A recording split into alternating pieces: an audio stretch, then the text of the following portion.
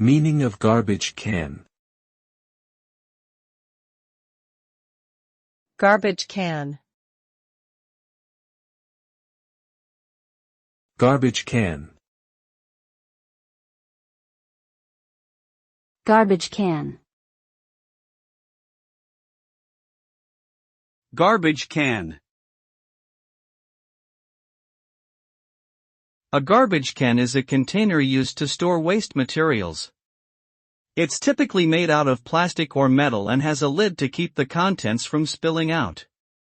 Garbage cans are found in various settings such as homes, offices, schools, and public spaces like parks. They provide a convenient way to dispose of trash and help maintain cleanliness and hygiene. Garbage cans come in different sizes and designs to suit different needs, from small indoor bins to large outdoor dumpsters used by businesses and municipalities. Overall, garbage cans play an important role in waste management and environmental protection.